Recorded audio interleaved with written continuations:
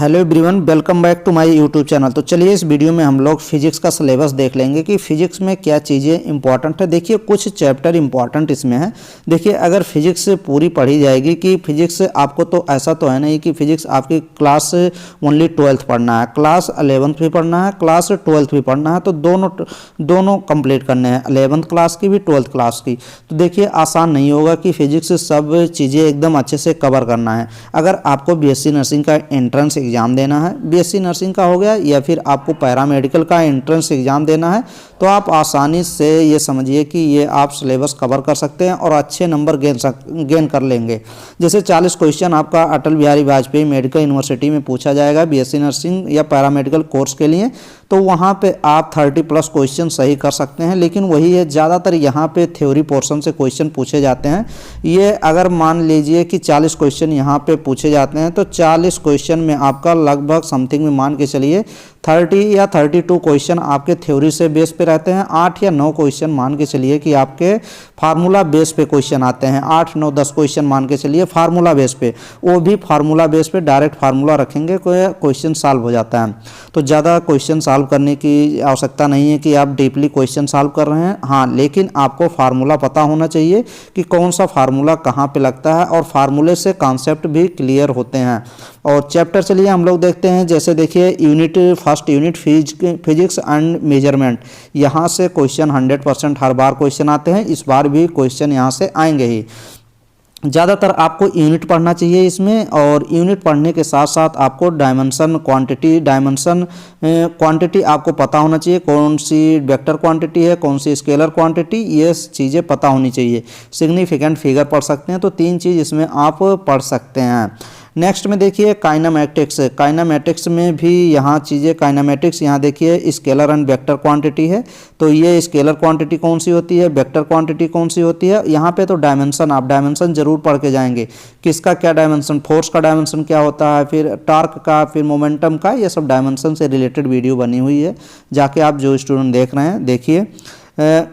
फिर उसके बाद काइनामेटिक्स में आप वेक्टर और स्केलर क्वांटिटी अच्छे से पढ़ लेंगे। और यहाँ से आपका अगर काइनामेटिक्स से बात किया जाए तो मोशन, आप straight line motion 1D motion जरूर पढ़ के जाएंगे, 2D मोशन भी पढ़ के जाएंगे, जो कि 1D 2D दोनों करा दिया गया है। तो ये चीज़ें आप कर लेंगे। कैसे वहाँ पे एसिलेशन निकाला जाता है, वेलोसिटी कैसे निकालते हैं, ये सब चीज़ें पता होना चाहिए, और उसका फार्मूला भी पता होना चाहिए। नेक्स्ट में लॉज ऑफ मोशन में आएंगे, तो यहाँ पे न्यूटन्स के लॉ आप जरूर पढ़ के जाएंगे, फर्स्ट लॉ, सेकंड लॉ और थर्ड लॉ, जो कि मैं करा दिया हूँ, ये आप पढ़ के जरूर जाएंगे। नेक्स्ट में अगर बात किया जाए कि हाँ रोलिंग ऑफ फ्रिक्शन, मतलब आप फ्रिक्शन थोड़ा सा पढ़ के जाएंगे। फ्रिक्शन से भी क्वेश्चन पूछा जा सकता है, एक बार क्वेश्चन पूछा गया था, तो फ्रिक्शन आप जरूर पढ़ के जाएं।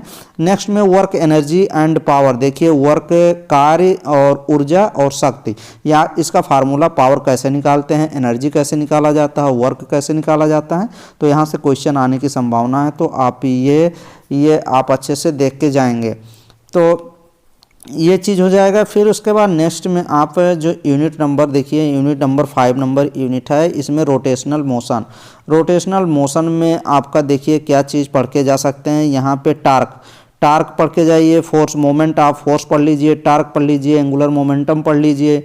इतने चीज़ आप ज़रूर करके जाएं, क्योंकि यहाँ से क्वेश्चन आपके आने की संभावना रह जाती है।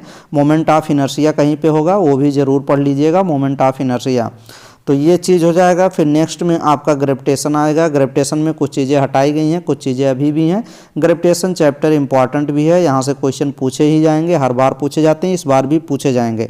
ग्रेविटेशनल से ये समझिए कि एकदम आपका थ्योरी बेस्ड क्वेश्चन आएगा, और ग्रेविटेशन चैप्टर बहुत अच्छे से मैं परफेक्ट कराया भी हूँ, तो वो जाके आप देखेंगे, ग्रेविटेशन चैप्टर हो जाएगा वहाँ से। Properties of solid and liquid, देखिए सॉलिड एंड लिक्विड से यहाँ से भी क्वेश्चन बनते हैं, हर बार बनते हैं, इस बार भी बनेंगे। यहाँ पे जो हुक्स लॉ हो गया, जैसे यंग मॉडुलस, बल्क मॉडुलस, यहाँ से क्वेश्चन आप देख सकते हैं। स्ट्रोक लॉ जरूर पढ़ के जाएंगे।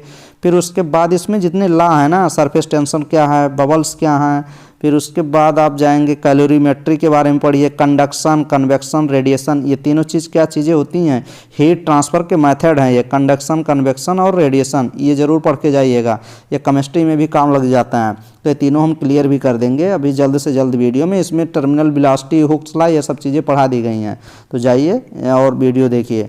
ये कहने से नहीं, काफ़ी स्टूडेंट कह रहे हैं कि फिजिक्स नहीं करा रहे हैं। भाई फिजिक्स काफ़ी वीडियो है और फिजिक्स जितनी बाकी है इंपॉर्टेंट चीज़ें ना सब करा दी जाएगी, बट आपको वही चीज़ें हैं ना कि तैयारी नहीं करनी है, आपको प्रीवियस वीडियो नहीं रिवाइज करनी है, देखनी नहीं है, सब चीज़ नई नई चीज़ चाहिए। सिलेबस लगता है कि चेंज हो गया, नहीं, आपको करना पड़ेगा। थर्मोडायनेमिक्स में देखिए, थर्मोडायनेमिक्स में फर्स्ट लॉ आपको ज़रूर पढ़ के जाना चाहिए। थर्मोडायनेमिक्स में हीट, वर्क, ये सब आपको पढ़ के जाना ही पड़ेगा। रिवर्सिबल एंड इरिवर्सिबल प्रोसेस क्या होते हैं ये भी पता होना चाहिए। Kinetic theory of gas, KTG जिसको कहा जाता है, केटीजी में आप ये समझिए डिग्री ऑफ फ्रीडम जरूर पढ़ के जाएं, और फिर यहाँ से आप काइनेटिक थ्योरी ऑफ गैसेस के बारे में आप पढ़ लीजिएगा। फिर अगर बात किया जाए तो एवोगैड्रो नंबर के बारे में आप ज़रूर पढ़ के जाएं, स्पेसिफिक हीट के बारे में, तो ये आप ज़रूर पढ़ के जाएं।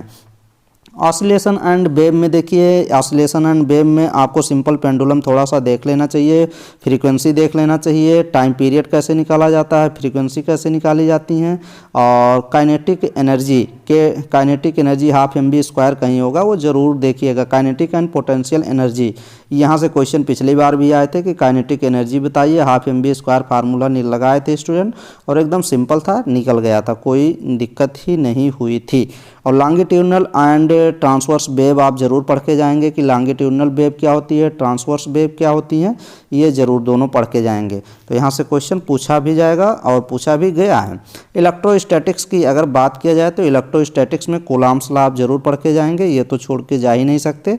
फिर आप इलेक्ट्रिक चार्ज कैसे निकाला जाता है, कंजर्वेशन ऑफ चार्ज, ये ज़रूर देख के जाएंगे। फिर उसके बाद अगर बात किया जाएगा तो हाँ, डाइपोल मोमेंट ज़रूर देख लीजिएगा।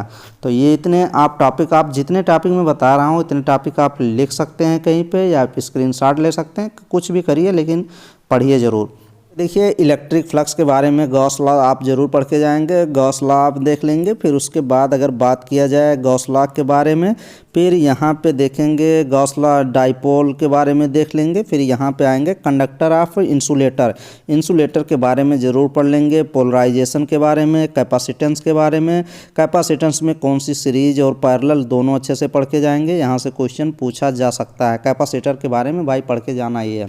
करंट इलेक्ट्रिसिटी के बारे में देख लीजिए, इलेक्ट्रिक करंट ड्रिफ्ट वेलोसिटी ज़रूर देख लीजिएगा। Ohm's law, ohmic and non ohmic conductor, Ohm's law ज़रूर पढ़ के जाएंगे इसमें। और सीरीज एंड पैरेलल कॉम्बिनेशन में रजिस्टर का क्या होता है, डायरेक्ट कैपेसिटर के अपोजिट होता है रजिस्टर, ये सब चीज़ें करा दी गई हैं अच्छे से। और किरचॉफ्स लॉ आप ज़रूर पढ़ के जाएं, किरचॉफ्स लॉ हो गया, व्हीटस्टोन ब्रिज हो गया, मीटर ब्रिज, इन सब पे थ्योरी वाले जो क्वेश्चन बनते हैं ना वो सब क्वेश्चन पूछे जाएंगे। इन सभी के क्वेश्चन मैं करा दिया हूँ और कुछ क्वेश्चन बाकी हैं वो अभी करा देंगे तो हो जाएगा। Magnetic effect of current and magnetism, ये देखिए यहाँ पे ये जो चैप्टर है यहाँ पे भी इम्पॉर्टेंट हो जाता है, जैसे एम्पियर्स लॉ हो गया, फिर आप बायो-सेवर्ट लॉ हो गया, ये सब चीज़ें आपको देख के जानी चाहिए। और जाएंगे तो फिर आपका नंबर भी इम्प्रूव होगा, ज़रूर होगा। बार मैग्नेट के बारे में ज़रूर पढ़िए। फिर उसके बाद आप कुछ एग्जाम्पल इसमें फेरोमैग्नेटिक, डायामैग्नेटिक और पैरामैग्नेटिक के आते हैं, तो वो आप ज़रूर पढ़ के जाइए। पैरामैग्नेटिक, फेरोमैग्नेटिक और डायामैग्नेटिक के एग्जाम्पल क्या होते हैं ये ज़रूर पढ़ के जाएं। फिर आएगा electromagnetic induction and alternating current, अभी ये जल्दी में चैप्टर कराया था अच्छे से, उसमें सब पूरे एक्सप्लेन किया, तो वो वीडियो जाके देखिए, उसमें लेंज लॉ, एडी करंट, ये सब चीज़ें कंप्लीट की गई हैं। नेक्स्ट में आपका इलेक्ट्रोमैग्नेटिक वेव की बात किया जाए तो यहाँ पे इलेक्ट्रोमैग्नेटिक वेव में देख लीजिए क्या चीज़ें आप पढ़ के जा सकते हैं। इसमें इलेक्ट्रोमैग्नेटिक स्पेक्ट्रम जो है वो ज़रूर पढ़ के जाएँ। रेडियो वेव क्या होती है, माइक्रोवेव क्या होती है, इंफ्रारेड क्या होती है, विजुअल अल्ट्रावायलेट रेज क्या होती है, गामा रेज क्या होती है। अभी मैंने जल्दी ये इलेक्ट्रोमैग्नेटिक वेव कराया था और एकदम शानदार कराया था, वहाँ से आपका हो जाएगा।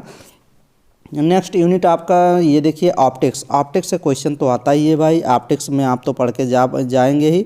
मिरर हो गया, मिरर फार्मूला क्या होता है, फिर उसके बाद आप लेंस पढ़ के जाएंगे, यहाँ से क्वेश्चन तो पूछेगा ही और पूछेगा, 100% पूछेगा। तो आप लेंस, टेलीस्कोप क्या होती है, टेलीस्कोप के माइक्रोस्कोप क्या होती है, प्रिज्म क्या होता है, ये सब ज़रूर पढ़ के जाएँ।